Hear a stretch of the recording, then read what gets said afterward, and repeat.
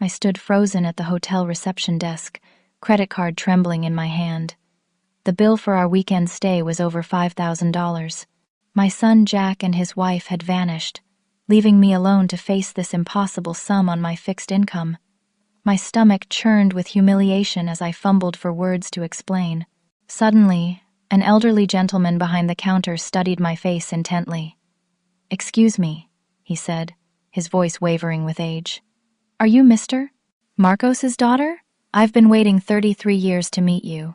The invitation from my son Jack had come 3 weeks earlier, on a dreary Tuesday afternoon. I was sitting in my modest one-bedroom apartment, the same place I'd lived since downsizing after my husband Tom passed away 12 years ago. The ring of my landline startled me as I sorted through monthly bills, calculating how to stretch my Social Security check a little further. "Mom? It's Jack." My son's voice sounded unusually upbeat. We hadn't spoken much in the 5 years since he married Pamela, a sleek investment banker 10 years his junior. Their visits had dwindled to obligatory holiday appearances where Pamela would survey my apartment with barely concealed distaste. "Jack, what a nice surprise," I said, genuinely pleased to hear from him.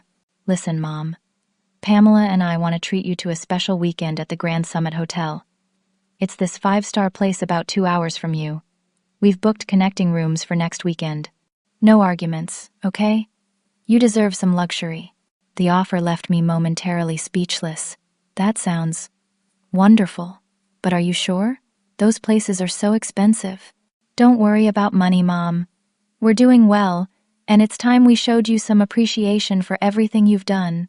There was something in his tone that sounded almost rehearsed, but I pushed the thought aside, not wanting to dampen this unexpected kindness. After we hung up, I felt a flutter of excitement I hadn't experienced in years. The Grand Summit Hotel. I'd seen it featured in magazines, with its chandeliered ballrooms and marble staircases. People like me didn't stay in places like that. The next day, I withdrew $200 from my carefully guarded savings account and took the bus downtown to find something suitable to wear. The department store sales rack yielded a navy blue pantsuit that didn't immediately broadcast fixed income senior. I splurged on a simple pearl necklace from the costume jewelry section, remembering how Tom always said pearls brought out the warmth in my eyes. As I prepared for the weekend, memories of raising Jack flooded back. After Tom died suddenly of a heart attack when Jack was only 15, I'd taken on 3 jobs to keep us afloat. The early morning shifts at the bakery, days at the factory assembly line, and weekend receptionist work at the local gym had left my hands permanently rough despite decades of nightly lotion rituals. Jack had been a quiet, studious teenager, seemingly understanding of our financial limitations. He'd earned a scholarship to State University, becoming the first in our family to graduate college. I'd worked extra shifts for months to buy him a decent suit for interviews. When Jack and Pamela arrived in their gleaming black SUV that Friday afternoon, I was waiting outside my building with my old suitcase, freshly cleaned and patched where the lining had torn. Pamela remained behind the wheel, sending a quick wave through the windshield while Jack loaded my bag. "You look great, Mom," he said, giving me a quick hug that smelled of expensive cologne. "Pamela's arranged for you to have a spa day tomorrow. Complete makeover." "That's very thoughtful," I replied, though the comment stung slightly. Did I look so in need of a makeover? The drive was mostly silent except for Jack's occasional phone calls, which he took through the car's speaker system. Business matters, from what I could gather. Pamela asked perfunctory questions about my health but seemed uninterested in my answers, her manicured nails tapping impatiently on the steering wheel. The Grand Summit Hotel appeared suddenly around a curve in the road, a sprawling stone structure with uniformed valets and doormen standing at attention. My heart raced with a mixture of excitement and anxiety as a young man in a crisp uniform opened my door and offered his hand. "Welcome to the Grand Summit, ma'am." Inside, crystal chandeliers cast a warm glow over marble floors and richly upholstered furniture. Well-dressed guests moved through the lobby, exuding the casual confidence of people accustomed to luxury. I felt conspicuously out of place despite my new outfit, acutely aware of my sensible shoes and drugstore perfume. At the check-in desk, Jack handled everything with practiced ease. "We'd like to upgrade my mother's room to a Lakeview suite," he announced, sliding a black credit card across the counter. "And please ensure there's a fruit basket and champagne waiting." "Jack, that's not necessary," I protested quietly. "Nonsense," Pamela interjected with a tight smile. "We want this to be a weekend you'll never forget." Something about her tone sent a chill through me, but I dismissed it as my own social discomfort. Later, as a bellhop showed me to my suite, I gasped at the opulence. Floor-to-ceiling windows revealed a stunning view of the lake, sunset painting the water in shades of gold and crimson. The bathroom alone was larger than my entire kitchen, with a deep soaking tub and marble countertops laden with luxury toiletries. That evening, we dined in the hotel's renowned restaurant. Jack ordered expensive wines and insisted I try the lobster, waving away my concerns about the prices listed on the menu. Throughout dinner, I noticed him checking his phone beneath the table, exchanging meaningful glances with Pamela. After returning to my room, I heard their voices in the connecting room, their tone hushed but intense.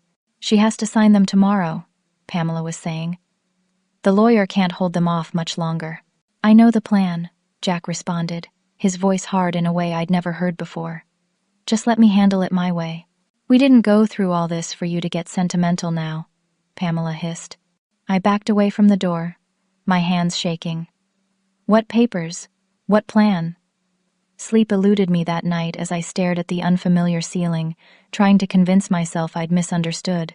Morning brought a knock at my door at precisely 8 o'clock. Jack stood there, freshly showered and dressed in casual designer wear. "Good morning, Mom. Pamela's arranged your spa day. The full works. They're expecting you downstairs in 20 minutes. "That's very kind, but I was hoping we might spend the day together," I said. "Maybe take a walk around the grounds? They look beautiful." His smile tightened almost imperceptibly. "There'll be plenty of time for that. Pamela and I have a few business calls this morning. Trust me, you'll love the spa. Sign everything to your room." Before I could protest further, he was gone.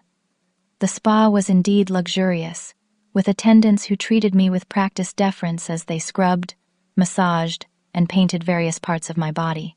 I tried to relax into the pampering, but kept thinking about the overheard conversation from the night before. When I returned to my room, a room service card awaited with an elaborate lunch I hadn't ordered. A note in Jack's handwriting read, "Enjoy, Mom. Charge it to the room. See you at dinner." Throughout the day, I found myself directed to various hotel amenities. A personal shopping session in the hotel boutique, where Pamela had pre-selected some options for me. A private yoga class. A wine tasting in the hotel cellar. At each location, I was encouraged to sign for the services, charging everything to my room. By late afternoon, I began to actively worry. This generosity felt excessive, almost manic. I decided to return to my room early, hoping to catch Jack before dinner. As I passed their door, I heard Pamela's voice again. "The property alone is worth millions. The lawyer says once she signs, we can move quickly on the hotels." Property? Hotels? I had no property, just my small apartment with its modest equity. Something was very wrong. Back in my room, I noticed Jack had left his briefcase by the connecting door. I'd never snooped on my son before, but fear overrode my scruples. Inside, beneath some folders, I found a thick legal document titled Transfer of Inherited Property, with my name prominently featured on the first page. The sound of a key card in the door sent me scrambling to replace everything. Jack entered, catching me near his briefcase. "Mom, what are you doing?" "I was looking for some paper to leave you a note," I lied, hating the unfamiliar feeling. "What's this document with my name on it, Jack?" His face darkened momentarily before smoothing into casual dismissal. "Just some boring work stuff. Legal boilerplate that happened to reference you for tax purposes." He snapped the briefcase shut. "How was the spa?" "You look great." "Jack, is there something going on I should know about?"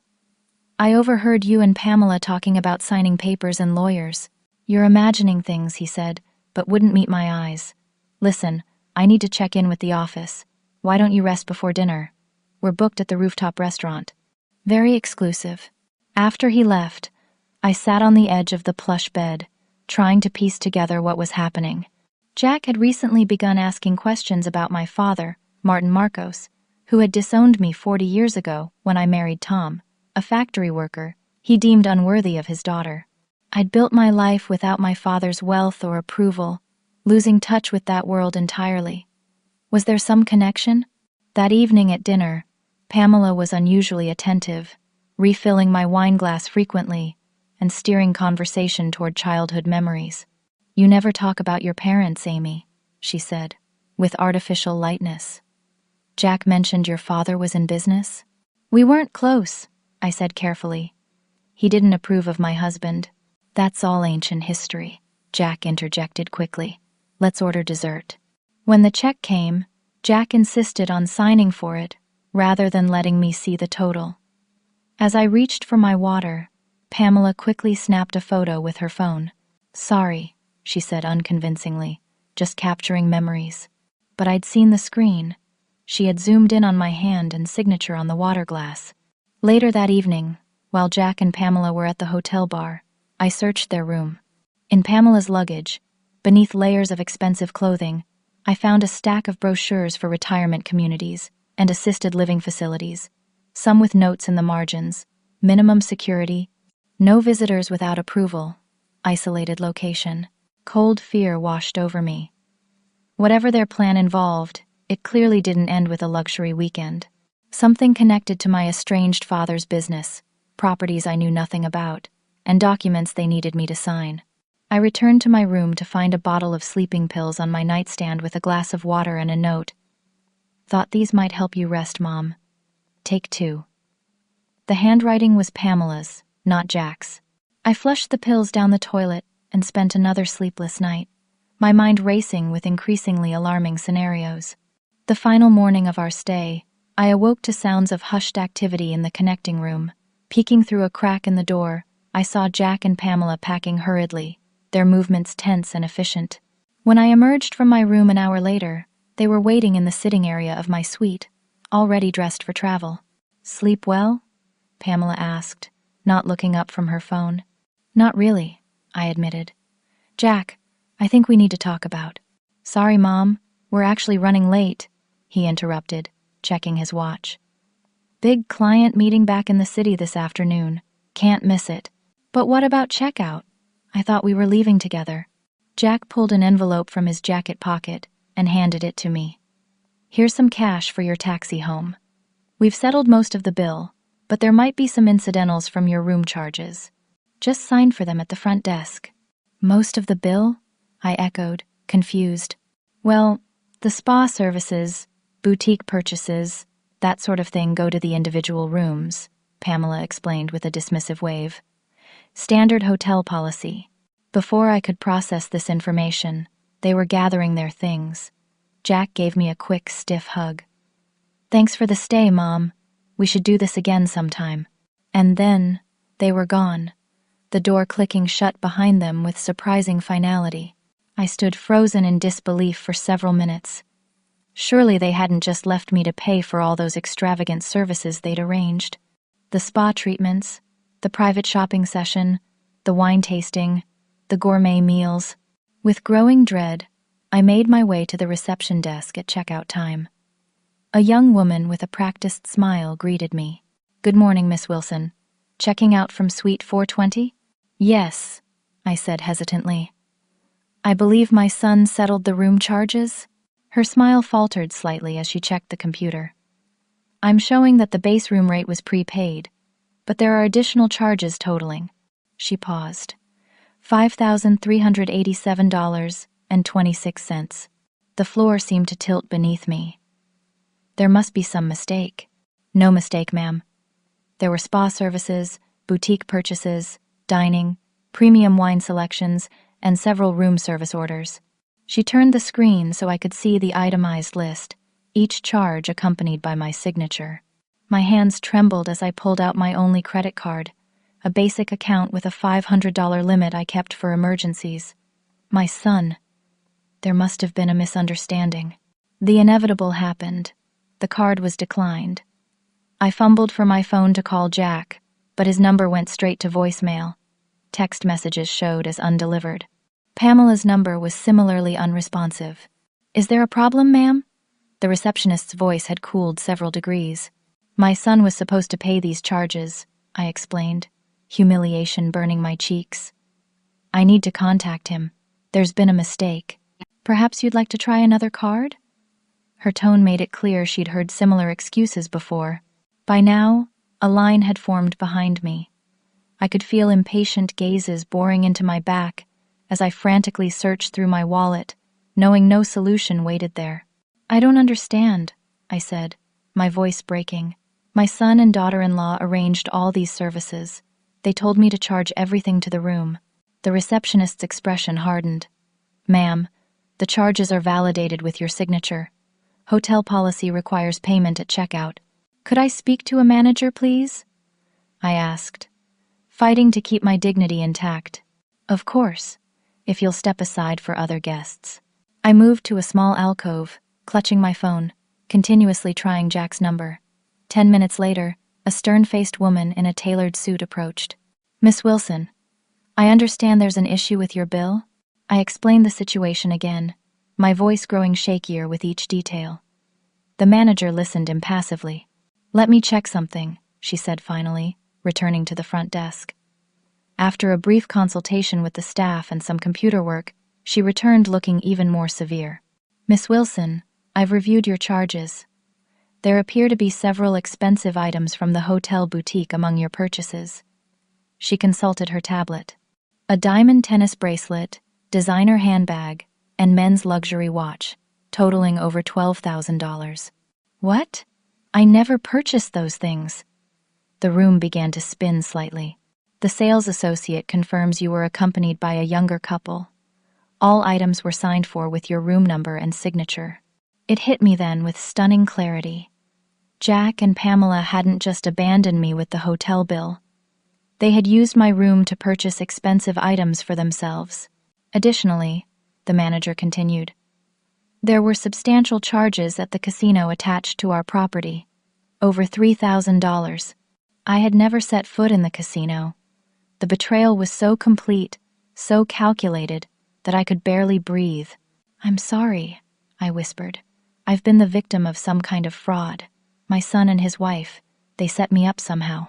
The manager's expression made it clear she'd heard every possible excuse. Miss Wilson, if you're alleging fraud, we'll need to involve hotel security and possibly local authorities. Yes, I said desperately. Please, call the police. Very well. In the meantime, I'll need to hold your identification. She extended her hand for my driver's license, which I surrendered numbly. I was escorted to a small office off the main lobby, where a security officer asked me to wait. Through the glass partition, I could see the manager and receptionist in serious conversation, occasionally glancing my way. Other staff members were called over, creating a small, concerned cluster. An hour passed. My calls to Jack continued to go unanswered. I tried my neighbor Susan back home, but only reached her voicemail. With no family and few close friends, I had nowhere to turn. Finally, the door opened, and the manager entered with a security officer. Miss Wilson, we've reviewed the security footage, she began, her tone marginally softer. While we can confirm you personally did not visit the boutique or casino, the charges were authorized with your room key and signed with a signature matching the one on your check-in forms. My son and daughter-in-law, I said. They must have taken my room key. We take allegations of fraud seriously, but as the registered guest, you remain responsible for all room charges. We have two options. You can provide alternate payment, or we can involve the local authorities for theft of services. The word authorities sent a wave of nausea through me. At 68 years old, I had never had so much as a parking ticket. The thought of being arrested, of sitting in a police station or worse, was unbearable. Please, I said, my voice barely audible. I don't understand why my son would do this to me. I just need some time to figure this out. The manager exchanged glances with the security officer. I'll give you 1 hour to arrange payment before we're forced to take further action. Left alone again, I sat in the sterile office, a lifetime of trust shattered. How had I raised a son capable of such callous betrayal? What had happened to the thoughtful boy who once made me handmade Mother's Day cards and saved his allowance to buy me drugstore perfume? As the minutes ticked by, I realized with growing horror that I had no solution. My small savings wouldn't cover even a fraction of the bill. I had no wealthy friends to call, no assets to quickly liquidate. For the first time in my adult life, I faced a problem I could not work, sacrifice, or endure my way through. When the door opened again, I expected the manager, or perhaps even the police. Instead, an elderly gentleman in the hotel's staff uniform entered, closing the door quietly behind him. "Miss Wilson?" he said, his voice carrying the slight tremor of age. "My name is Gerald Thompson. I'm the senior reception manager."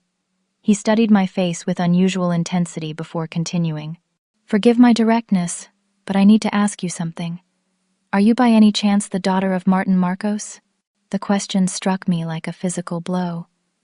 My father's name was one I rarely heard spoken aloud, a relic of a past life I'd left behind 4 decades ago. "How do you know that name?" I asked, my voice barely above a whisper. Gerald Thompson eased himself into the chair opposite mine, the movement betraying his age despite his immaculate appearance. His hands, spotted with age but steady, rested on the table between us. "I worked for your father for 33 years, he said. "I would recognize his eyes anywhere, and you have them, the exact same shade of amber." I touched my face reflexively. No one had ever mentioned I had my father's eyes. "My father and I haven't spoken since 1982, I said. "He disowned me when I married my husband." Gerald's expression softened with what looked like sadness. "That's what you were told, isn't it? May I ask who delivered that message?" "Lawrence Harrington, the family lawyer." The name still tasted bitter after all these years. He said my father wanted no further contact, and that I was cut from his will completely. Gerald shook his head slowly. "Miss Wilson, I'm afraid you've been laboring under a terrible misunderstanding for many years." He paused, seeming to choose his words carefully. "Your father never disowned you. In fact, he spent decades trying to reconnect with you." The room seemed to tilt again, reality shifting beneath me. "That's not possible. Lawrence showed me the paperwork, the amended will." "Lawrence Harrington was relieved of his position 12 years ago when your father discovered his numerous deceptions," Gerald said, "including fabricated legal documents and intercepted communications." My mind raced, unable to process this information. If what you're saying is true, why didn't my father simply call me? Come to my house? I wasn't hiding. "He tried, Miss Wilson, many times. But Mr. Harrington had inserted himself as the gatekeeper. Letters were returned, phone calls blocked. By the time your father uncovered the extent of the deception, his health was failing, and he feared you wouldn't believe him after so many years of silence." I sat back, stunned. Why would Lawrence do such a thing? Money and control, primarily. With you out of the picture and your father increasingly isolated, Lawrence had unprecedented access to the Marcos business empire. Gerald's eyes held mine steadily. "Your father built this hotel, Miss Wilson, and 11 others across the country. The Marcos Hospitality Group was his life's work." The revelation hit me with physical force. My modest life, the decades of financial struggle, the 3 jobs, the sacrifices for Jack's education, all while my father owned a chain of luxury hotels? "I don't understand," I said, my voice breaking. "What does this have to do with my current situation?" Gerald reached into his jacket pocket and withdrew a sealed envelope, yellowed with age. "Before your father passed away 5 years ago, he entrusted this to me.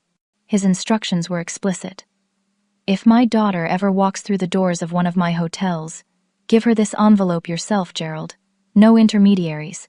My hands trembled as I accepted the envelope, the paper thick and expensive beneath my fingers. "You've been carrying this for 5 years?" A small smile creased Gerald's weathered face. "I've been the senior reception manager at each of our 12 properties on a rotating basis, 6 weeks at each location for the past 5 years. Your father was my dearest friend, Miss Wilson. His final request was my sacred duty." I stared at the envelope, My name written in what I recognized as my father's elegant script, a handwriting I hadn't seen since childhood birthday cards. "What about my current situation?" I asked. "The charges, the fraud." "First things first," Gerald said, gesturing to the envelope. "I believe this will address many of your questions and your immediate concerns." With unsteady fingers, I broke the seal and withdrew several folded documents and a handwritten letter. The stationery bore my father's monogram, a stylized MM I remembered from my childhood. "My dearest Amy, if you are reading this, then Gerald has fulfilled his promise, and you have somehow found your way back to the family you were wrongfully separated from. I write these words knowing I may never have the chance to speak them to you in person, a regret that will follow me into eternity. First, I must beg your forgiveness for the greatest failure of my life, allowing Lawrence Harrington to come between us. The story you were told about my disapproval of your husband was a complete fabrication. I never met the man you chose, though I dearly wished to. Every attempt I made to reach you was intercepted and sabotaged by Lawrence, who saw your independence as a threat to his control over the family finances. By the time I discovered his deception, decades had passed. I fired him immediately and began legal proceedings, but my health was already failing. Rather than subject you to the pain of learning how thoroughly we had both been manipulated, I chose to secure your future first. Enclosed, you will find documentation confirming you as the majority shareholder and rightful heir to the Marcos Hospitality Group, comprising 12 luxury hotels across the United States and associated properties. The trust in your name has been accumulating dividends for 40 years and currently holds assets exceeding $70 million. I have watched you from afar, my daughter. I was there, unrecognized in the crowd, at your college graduation. I saw you, a young mother, walking your son to his first day of school. I even glimpsed you at your husband's funeral, and it took every ounce of restraint not to approach you in that moment of grief. Gerald Thompson has been my most trusted friend and colleague for over 3 decades. He knows everything and can help you claim what is rightfully yours. With eternal love and regret for our lost years, your father, Martin Marcos. I looked up from the letter, tears streaming unchecked down my face. Gerald waited patiently, his own eyes suspiciously bright. "There's more," he said gently. "The legal documents and bank information." I leafed through the remaining papers, recognizing bank statements, property deeds, and legal certificates, all bearing my name. A small envelope fell out, containing photographs. My college graduation, with a circle around a distant figure I'd never noticed. My son's first birthday, with the same figure visible in the background of a park scene. Even my husband's funeral, where a distinguished elderly man stood far back from the gravesite, his face etched with unmistakable grief. "He was there," I whispered. "All along. Your father loved you desperately, Miss Wilson. His greatest regret was the time stolen from you both." I sat in silence, absorbing the enormity of this revelation. My entire life narrative, the story of parental rejection I'd carried for 40 years, was built on a deliberate lie. "You mentioned Lawrence Harrington was fired 12 years ago," I said suddenly, a terrible suspicion forming. "What happened to him afterward?" Gerald's expression darkened. He faced legal consequences but managed to avoid significant jail time. After that, he maintained connections with certain wealthy clients, operating as a financial consultant of sorts. He's technically barred from practicing law, but still moves in those circles. "And my son?" I said slowly, pieces falling into place. "My son has recently been asking questions about my father, about the family I left behind." Gerald nodded gravely. "When you checked in, the reservation system flagged your name for me personally, as per your father's instructions. I made some inquiries about the circumstances of your visit. Your son and his wife had meetings with an older gentleman in the hotel bar yesterday evening. The staff identified him as Lawrence Harrington from his frequent guest profile." The full picture suddenly crystallized with sickening clarity. They knew. Jack and Pamela somehow connected with Lawrence, learned about my inheritance, and brought me here as part of a scheme to get me to sign it over to them. "The charges on your room," Gerald confirmed. They were likely meant to pressure you into a desperate financial situation where you'd sign whatever documents they put in front of you to avoid legal consequences. I recalled the transfer documents in Jack's briefcase, the hushed conversations, Pamela's veiled references to properties and hotels. The abandoned mother, facing thousands in fraudulent charges, would be easy prey for a predatory solution. Sign these papers, and all your problems disappear. May I see the itemized charges, please? Gerald asked. I handed him the statement the manager had left. He scanned it quickly, his expression darkening further. The boutique purchases were made yesterday afternoon while you were scheduled for your massage. The casino charges occurred last night between 11 p.m. and 2 a.m. He looked up. Where were you during those times? In my room, I said. I took a nap after my massage and was asleep by 10 last night. Gerald stood, straightening his jacket. Miss Wilson, as the legal owner of this hotel and the entire Marcos Group, you are not responsible for these fraudulent charges. If you'll permit me, I'd like to bring in our head of security and legal counsel to begin documenting this situation properly. I nodded numbly, still reeling from the cascading revelations. As Gerald moved toward the door, another thought struck me. Gerald, wait, the envelope. You said my father gave it to you 5 years ago, but Jack only started asking about my family recently. How did he and Lawrence connect after all this time? Gerald turned back, his expression grave. That's an excellent question. With your permission, I'd like to review all recent correspondence regarding your inheritance. Lawrence may have been monitoring the trust activity, waiting for the right moment to exploit it. As Gerald left to summon the hotel's legal team, I sat alone with my father's letter, tracing his handwriting with my fingertips. 40 years of estrangement based on a lie. A lifetime of struggle that never needed to happen. And my own son, conspiring with the very man who had destroyed my relationship with my father, attempting to steal the inheritance I never knew existed. The next few hours passed in a blur of activity. Gerald returned with the hotel's chief of security, a formidable woman named Teresa Blackwell, and the corporate legal counsel, David Chen. Together, they guided me through the process of documenting the fraud and securing my identity within the Marcos Hospitality Group systems. These documents are unquestionably authentic, David confirmed after carefully examining the contents of my father's envelope. Your biometric information is already in our secure database from when you checked in. Fingerprints, facial recognition, voice pattern, all match the contingency protocols Mr. Marcos established. I don't understand, I said. What contingency protocols? Gerald exchanged glances with David before explaining. Your father was exceptionally thorough, Miss Wilson. After discovering Lawrence's betrayal, he created multiple security layers to protect your inheritance from exactly this kind of scheme. He anticipated that Lawrence might eventually try to manipulate either you or your family members. Teresa tapped her tablet, bringing up security footage from the hotel bar. We've identified Lawrence Harrington meeting with your son and daughter-in-law multiple times over the past 3 days. She advanced the footage, showing Lawrence passing what appeared to be documents to Jack while Pamela kept watch. Based on the timing, we believe they were coordinating the fraudulent charges to create financial pressure on you. I watched the footage with a growing sense of betrayal and anger.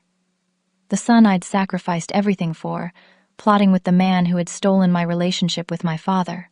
There's something else you should see, Teresa said hesitantly. She swiped to another security feed, this one showing Jack in a heated argument with Lawrence in a secluded corner of the lobby. The timestamp showed it was from early this morning. Though there was no audio, Jack's body language was agitated, his expression troubled. Lawrence appeared to be berating him, jabbing a finger at some papers. Pamela stood nearby, her face a mask of cold determination. Jack looks uncertain, I said, surprising myself by the observation. We have reason to believe your son may not be fully aware of the extent of the scheme, Teresa said carefully. Our analytics team has been reviewing all available footage. Your son has shown multiple stress indicators in his interactions with both Lawrence and his wife, particularly when you're mentioned. I found myself hoping this was true, that Jack was being manipulated, rather than acting as a willing architect of this betrayal. David cleared his throat. Miss Wilson, with your permission, We'd like to access your room and personal effects to gather additional evidence. I nodded, still struggling to process everything. Of course. Within minutes, a team of security personnel had carefully documented and collected the evidence from my suite, including the retirement home brochures and the discarded sleeping pills I'd described. Most damning was a folder discovered tucked beneath the mattress in Jack and Pamela's room containing detailed information about my father's estate and a series of forged documents with spaces for my signature. These signatures, David said, pointing to several pages. They appear to be practice attempts at forging your handwriting. I recognized the distinctive way I formed certain letters. That's why Pamela took photos of me signing for things, I realized. She was collecting signature samples. As we gathered evidence, Gerald received a call from the front desk. Miss Wilson, your son is attempting to check on your status by phone. He's claiming to be worried about not hearing from you. I felt a surge of anger so intense it momentarily took my breath away. What would you like me to do? Gerald considered for a moment. With your permission, I suggest we inform him that there's been a situation with your bill, and hotel management is working with you to resolve it. We'll mention that your phone was confiscated as standard procedure. That should buy us time to complete our investigation without alerting them to what we've discovered. I agreed, and Gerald relayed the instructions to the front desk. David continued organizing the legal documentation, explaining my options. As the rightful owner of the Marcos Hospitality Group, you have several immediate powers at your disposal, he explained. First, you can authorize a comprehensive audit of all accounts and transactions since your father's death. Second, you can freeze any suspicious activity pending investigation. Third, you can appoint an interim management team to protect your interests while you acclimate to your new position. The enormity of my situation was slowly sinking in. Just hours ago, I had been a frightened senior citizen facing potential arrest over fraudulent charges. Now I was being told I owned a hospitality empire worth hundreds of millions. What about Lawrence Harrington? I asked. And my son? And his wife? Teresa stepped forward. We have enough evidence to pursue criminal charges against Mr. Harrington for attempted fraud, conspiracy, and violating the terms of his legal disbarment. For your son and daughter-in-law, the evidence suggests complicity, but the extent of their involvement and knowledge would need to be established. A deeper review of the hotel's reservation system revealed something else disturbing. Jack had reserved a car service for himself and Pamela departing the hotel just minutes after they'd left me at checkout. Their destination, a private airfield 30 miles away, with a chartered plane to the Cayman Islands scheduled for departure at noon. They weren't just abandoning you with the bill, Gerald said grimly. They were planning to leave the country entirely. As the evidence mounted, a hotel staff member delivered a small package that had been found during routine cleaning in the hotel's business center. It contained a USB drive labeled with my initials. David connected it to a secure computer, revealing a video file dated 3 days ago. On screen, Lawrence Harrington sat in what appeared to be a hotel suite, looking directly at the camera. Amy Wilson, he began, his voice carrying the same smug authority I remembered from 40 years ago. By now, you've likely discovered your unexpected inheritance. How convenient that your loving son arranged this special weekend for you. He smiled coldly. What you may not realize is that your son has been working with me for months. The money from your father's estate rightfully belongs to those who can properly manage it. You're simply not qualified, Amy. Sign the transfer documents Jack will present, and we'll ensure you're comfortable in a nice retirement facility for the rest of your days. Refuse, and I'm afraid you'll find yourself facing serious legal troubles over those unfortunate charges to your room. The video ended with Lawrence raising a glass and a mock toast. I sat in stunned silence, the calculated cruelty washing over me. He recorded this before I even arrived, I whispered. This whole thing was planned from the beginning. As the team continued processing evidence, a housekeeping supervisor approached with something found while cleaning Jack and Pamela's vacated room. A crumpled note had been stuffed into the back of the nightstand drawer, appearing to have been hastily hidden. Mom, I need to tell you something important but can't risk Pamela or Lawrence seeing us talk. Things have gone too far. Lawrence threatened me over gambling debts and convinced me you had a secret inheritance. I agreed to help at first, but I never intended for them to trap you like this. Pamela is not who I thought she was. Please check my old baseball cards case if you get this. I'm sorry. The handwriting was unmistakably Jack's, the same familiar script from birthday cards and graduation notes over the years. His baseball card collection, I said. He kept his most valuable cards in a special leather case since he was 12. He must have hidden something there. Teresa immediately dispatched security to my room.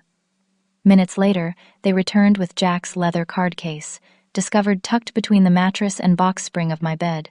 Inside, nestled among protective sleeves of vintage baseball cards, was a small digital voice recorder and a handwritten note.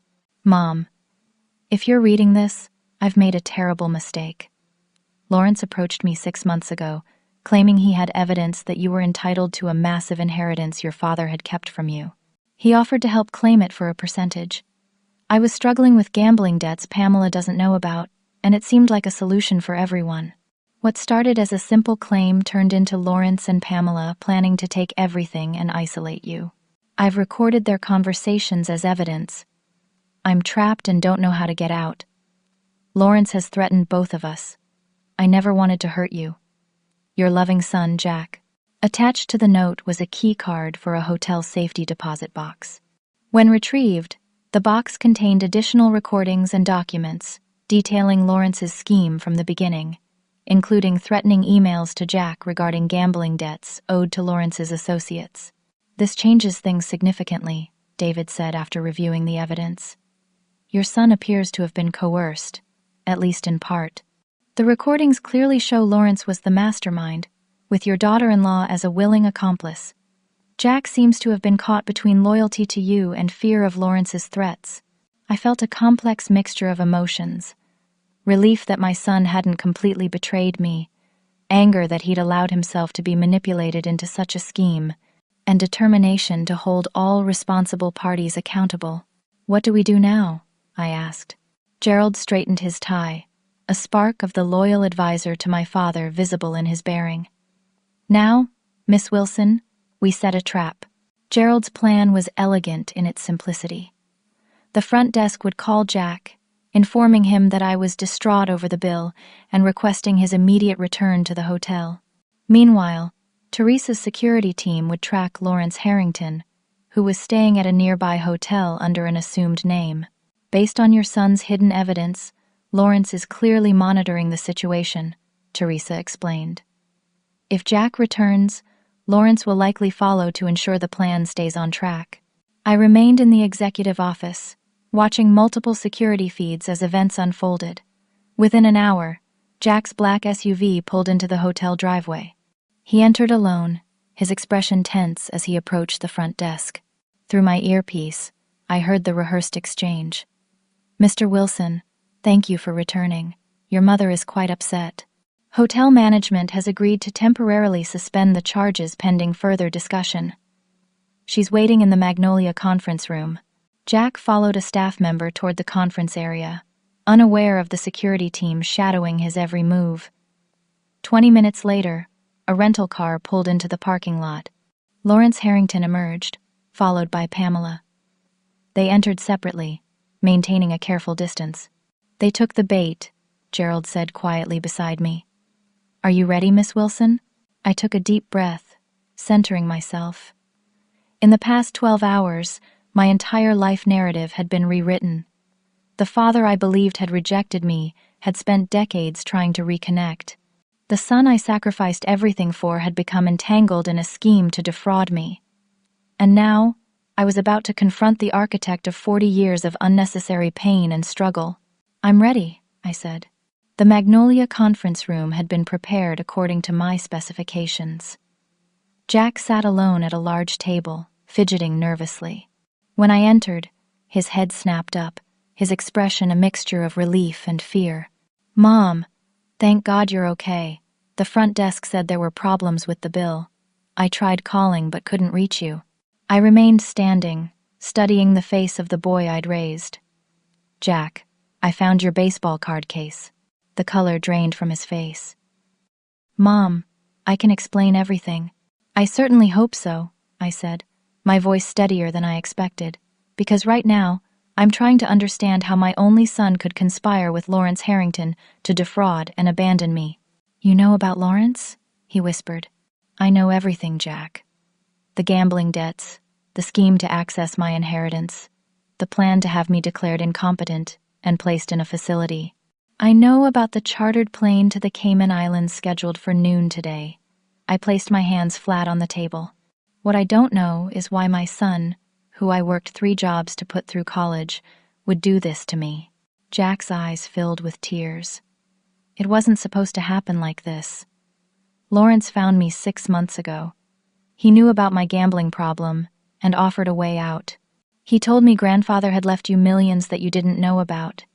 He said we could help you claim it. And the retirement facility brochures, the forged signature practices, the plan to flee the country? Was that all to help me too? That was Lawrence and Pamela, Jack said, his voice breaking. Things spiraled out of control. Lawrence owns my gambling debts. He threatened to break my legs if I didn't cooperate. Then Pamela got involved. And suddenly it wasn't about helping you claim your inheritance anymore. It became about taking everything. I sat down across from him. Why didn't you come to me when this started? I would have helped you. With what money, Mom? His voice was bitter. You've been living on Social Security for years. My debts are over $200,000. Lawrence showed me proof that grandfather left you millions, but said you'd never see it without his legal expertise. It seemed like a solution for both of us. A soft knock interrupted us. Gerald entered, his expression carefully neutral. Miss Wilson, the other parties have arrived and are waiting in separate rooms as requested. I nodded. Bring Pamela in first. Jack's eyes widened. Mom, what's happening? Justice, I replied simply. Pamela entered moments later, her composure faltering slightly when she saw me sitting calmly beside Jack rather than in distress over the bill. She quickly recovered, her practiced smile sliding into place. Amy, thank goodness. We've been so worried. The front desk said there was some trouble with charges.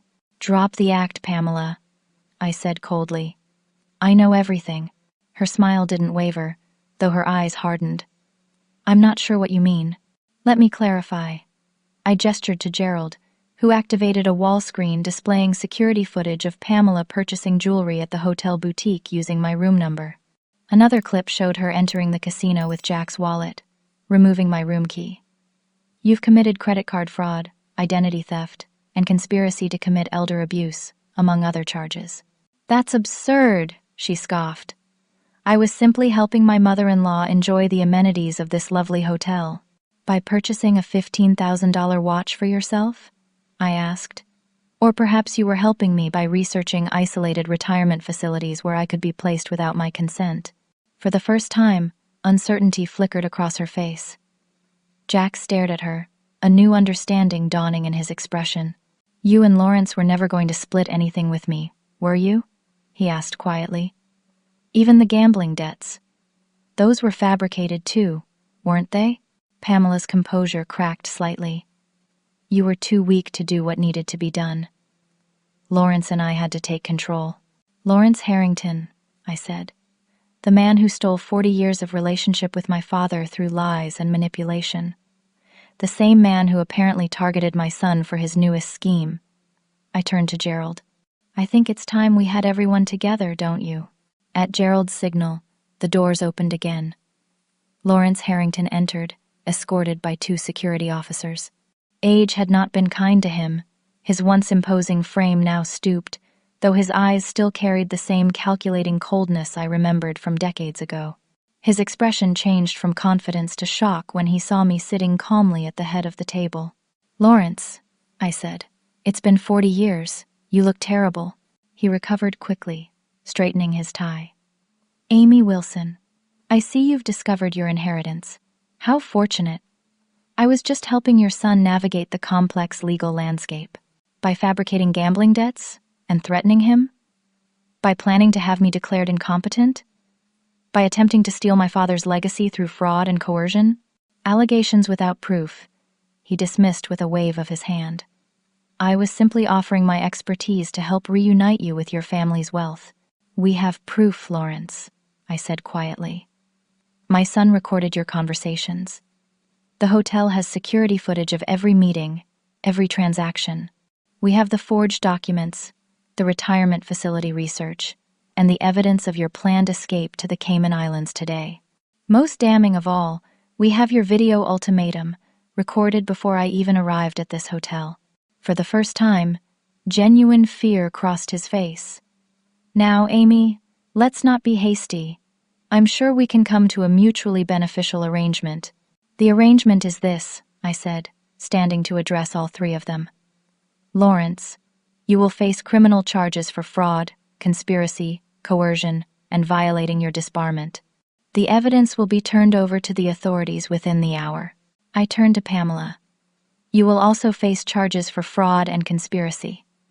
Additionally, you'll be required to return all items purchased fraudulently." Finally, I looked at my son, seeing both the man he'd become and the boy I'd raised. "Jack, your cooperation in providing evidence will be taken into consideration.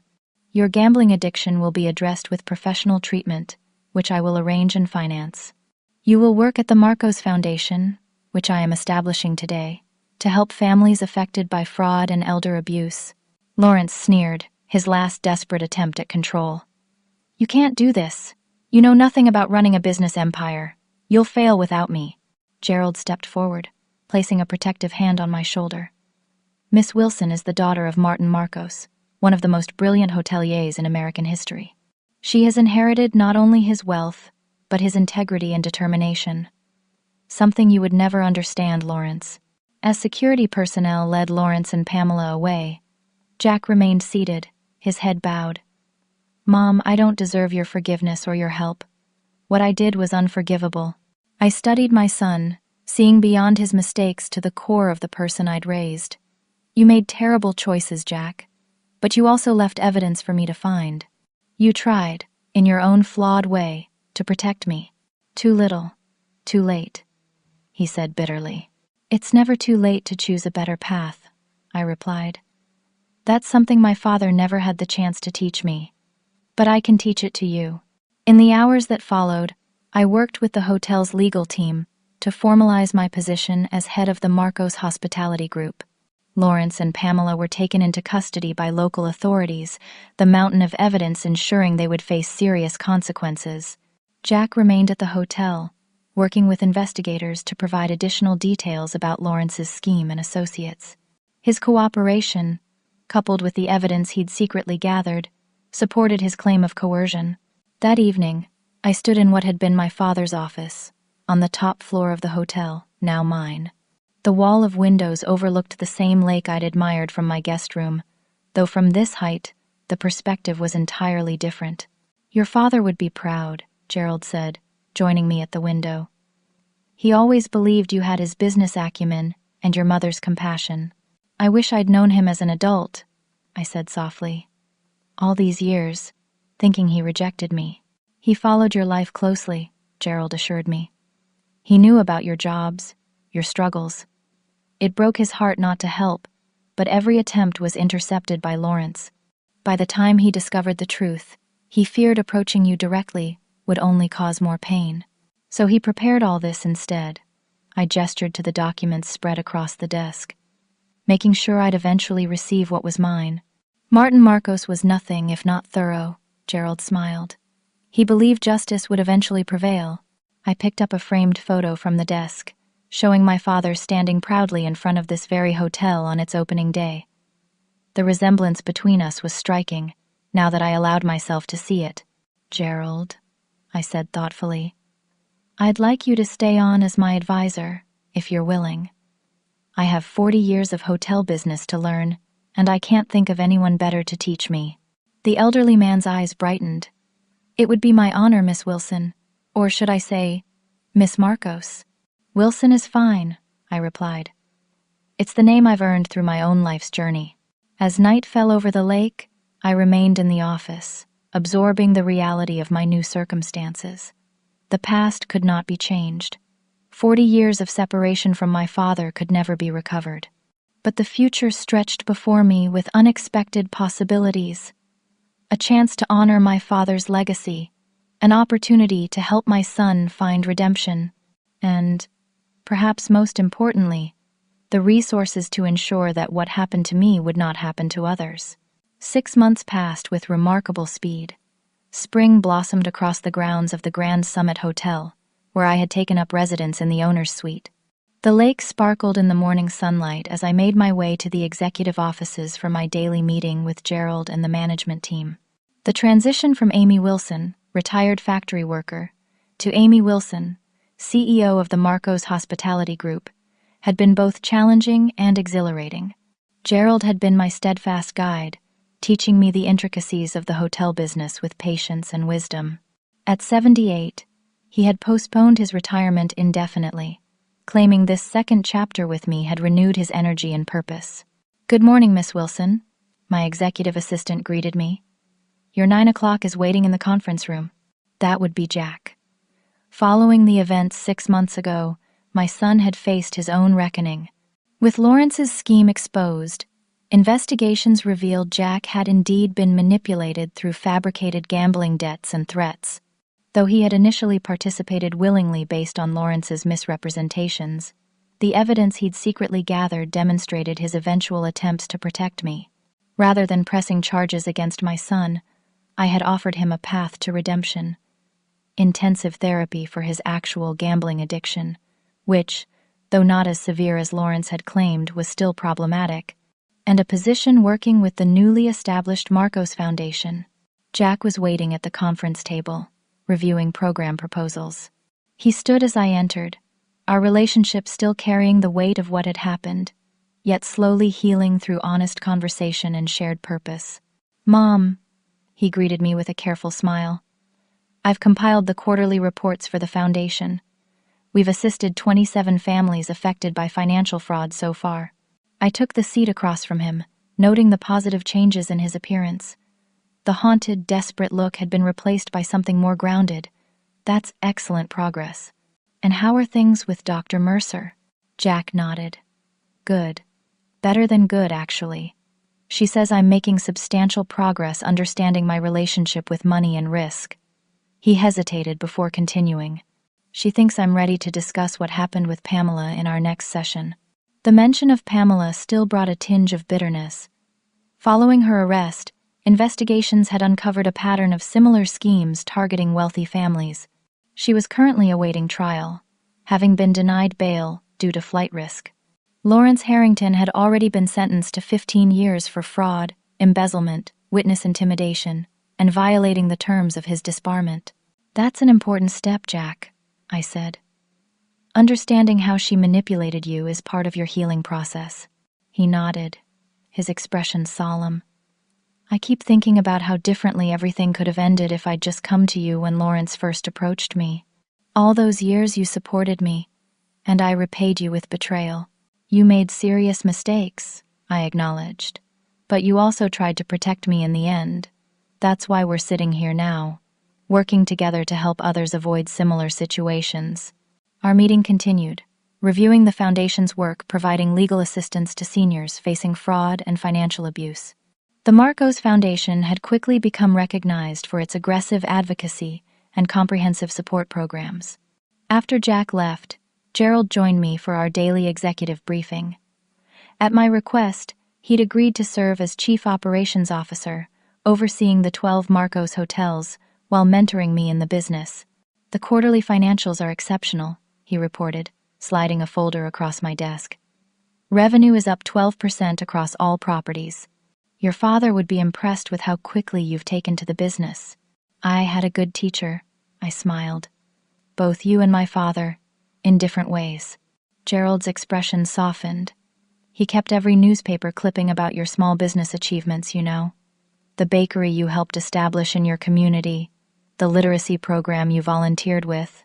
He followed your life from a distance and was immensely proud of the woman you became, even without his wealth or influence." These small revelations about my father still came regularly from Gerald, each one healing another piece of my heart. "I've been thinking about the Chicago property," I said, changing the subject before emotion overwhelmed me. "The renovation plans seem sound, But I'm concerned about displacing the long-term staff during construction. Gerald nodded approvingly. Your father would have had the same concern. Perhaps we could implement a phased approach, keeping portions of the hotel operational throughout the process? We spent the next hour discussing strategies that balanced business needs with employee welfare, a philosophy I'd insisted on bringing to the Marcos group. Later that afternoon, I made my weekly visit to the hotel's grand ballroom, which had been temporarily converted to host a legal clinic for seniors. The Marcos Foundation provided free legal consultation to elderly individuals concerned about financial exploitation or fraud. The program had been my first initiative after taking control of my father's company. Miss Wilson, our lead attorney, greeted me. We have a full schedule today. Word about the foundation's work is spreading. I moved through the room, speaking with seniors who reminded me of who I had been just 6 months ago. Vulnerable, concerned about finances, sometimes isolated from family. Their stories reinforced my commitment to the foundation's mission. One elderly woman grasped my hand tightly. My grandson was pressuring me to sign over my house to him. Your attorneys helped me understand my rights and set up proper protections. How can I ever thank you? By sharing your experience with others who might be vulnerable, I replied. That's how we create real change. As evening approached, I returned to my office to find Gerald waiting with a special bottle of champagne. I thought we might toast the occasion, he said. It's exactly 6 months since you reclaimed your rightful place as Martin's daughter. We moved to the balcony overlooking the lake, the same view that had so captivated me during that fateful weekend. I never imagined my life could change so dramatically at 68, I said as we watched the sunset paint the water in shades of gold and crimson, from struggling to pay bills to running a hotel empire. Life rarely follows the paths we expect, Gerald replied. Your father used to say that true character isn't revealed in easy times, but in how we face our greatest challenges. I thought about the journey of the past 6 months. The shock of discovering my father had never rejected me, the pain of my son's betrayal, and the complex path to forgiveness, the responsibility of suddenly managing a business empire and the decision to use it as a force for good. I've been thinking about forgiveness lately, I said. Not just forgiving Jack, but also forgiving my father for not trying harder to reach me, and forgiving myself for giving up on our relationship so easily. Gerald nodded thoughtfully. Forgiveness doesn't mean forgetting or excusing what happened. It means choosing to release the power that the past holds over your present. Is that from one of my father's business books? I smiled. No, Gerald chuckled. That one's from my wife of 52 years. She's much wiser than I am. As the first stars appeared above the lake, my phone buzzed with a text message from Jack. Foundation Gala preparations are complete. Expecting full attendance tomorrow. Thank you for trusting me with this responsibility. The Marcos Foundation inaugural gala would officially launch our mission to the wider community. Jack had taken primary responsibility for the event, a significant step in his journey toward redemption. The following evening, I stood at the podium in the Grand Summit's ballroom, now transformed for the gala. Hundreds of guests, including business leaders, community advocates, and supporters, filled the room. In the front row sat Gerald and Jack, both in formal attire. Welcome to the inaugural gala of the Marcos Foundation, I began. 6 months ago, I stood in this very hotel, facing what seemed like an insurmountable crisis. What I discovered instead was a legacy of love that had been waiting for me for 40 years.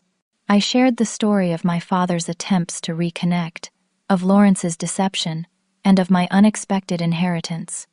I spoke of the Foundation's mission to protect vulnerable seniors from financial exploitation and fraud. The greatest tragedy in life is not losing money or possessions, I continued. It's losing time with those we love. My father and I lost 40 years that can never be recovered. But his final gift to me was the means to ensure that others might avoid similar pain. As I concluded my speech, I invited Jack to join me at the podium. His steps were hesitant, his expression a mixture of pride and lingering shame. The Marcos Foundation represents not just protection for the vulnerable, but also the possibility of redemption and second chances, I said, taking my son's hand. Each of us has the capacity to make terrible mistakes, but also the capacity to make amends and choose a better path forward. With that in mind, I'm pleased to announce that Jack Wilson will serve as the Foundation's executive director. The applause was warm, though Jack seemed overwhelmed by the vote of confidence. As we stepped away from the podium, he whispered, "I won't let you down again, Mom. I promise." "I know," I replied simply. Later that evening, as the gala continued around us, Gerald approached with an elderly couple. "Amy, I'd like you to meet Thomas and Eleanor Reynolds. They were dear friends of your father's." Eleanor embraced me immediately. Martin would be so proud. We attended every grand opening of his hotels, and I've never seen him as excited as he was about this one. He said it would be his legacy to you someday. "Did you know he named this hotel for you?" Thomas added. "Grand Summit was inspired by a story you told him as a child about climbing to the top of a mountain." I felt tears threatening. "I don't remember telling him that story." "You were only 7, Eleanor smiled. "But he never forgot it. He said it showed your determination, even then." Throughout the evening, more of my father's friends approached, each sharing memories I'd never known, painting a picture of the man I'd never had the chance to truly know. Each story healed another piece of my heart. As the gala drew to a close, I found myself back on the hotel balcony, gazing at the moonlight reflecting off the lake. Jack joined me, loosening his tie as he leaned against the railing. "You did an amazing job with the gala," I told him. "Every detail was perfect." He nodded, accepting the compliment with newfound humility. "I wanted to make it right, not just for you, but for Grandfather too." "You never got to meet him," I said.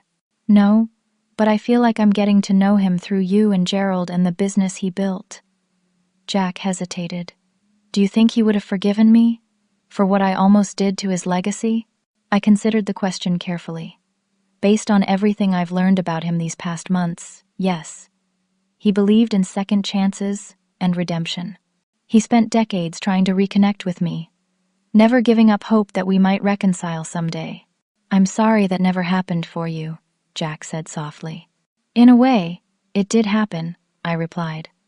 "Through this hotel, through his letter, through the trust he established for me, he found a way to reach me, even after he was gone." We stood in companionable silence, watching the stars reflect on the water. The journey that had begun 6 months ago with betrayal and abandonment had transformed into something neither of us could have imagined. "What happens next?" Jack asked finally.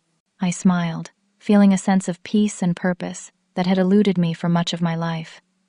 "We honor your grandfather's legacy by building something meaningful. We protect others from experiencing what I went through. And we remember that it's never too late to begin again." The next morning, I sat in my father's office, now mine, reviewing the Foundation's successful launch. On my desk stood 3 framed photographs: my father at the hotel's opening day, Jack and me at the Foundation Gala, and a family photo from my childhood, my father's arm protectively around my small shoulders. Gerald knocked gently before entering with the morning reports. "The gala raised over $2 million for the Foundation," he announced proudly. "An exceptional beginning." I smiled, running my fingers over the edge of my father's desk. "Not a beginning, Gerald. A continuation. My father started this journey decades ago when he refused to give up on reconnecting with me. We're simply carrying his vision forward." He nodded, understanding the deeper meaning. "Your father always said that true wealth isn't measured in dollars but in positive impact on others' lives." "Then we have work to do," I replied, turning to the day's agenda with renewed purpose. "Let's make him proud." In the months and years that followed, the Marcos Hospitality Group flourished under my leadership, with Gerald's guidance and Jack's growing involvement. The Marcos Foundation expanded nationally, becoming a powerful advocate for vulnerable seniors and families affected by fraud. The path hadn't been easy. Healing the deep wounds of betrayal and loss took time. Jack continued his therapy, gradually rebuilding trust and finding his own path to redemption through the Foundation's work. I continued learning about my father through his friends, his business records, and the legacy he'd built. What began with abandonment in a luxury hotel lobby had transformed into a journey of discovery, reconciliation, and purpose. My father's final gift hadn't been his wealth or his business empire, but the opportunity to reclaim a family connection I thought was lost forever, and to create meaning from decades of unnecessary separation. In the end, I realized that life's greatest challenges often contain unexpected gifts, if we have the courage to face them directly, and the wisdom to look beyond our pain to the possibilities that lie ahead. Sometimes, a new chapter can begin at any age, even when we believe our story is already written. Have you ever experienced a moment when betrayal led to an unexpected blessing in disguise? How did you find the strength to forgive and move forward? Please share your thoughts in the comments below, and don't forget to like, subscribe, and share this story if it touched your heart. Thank you for joining me on this journey, and may you find the courage to face your own challenges with hope and resilience.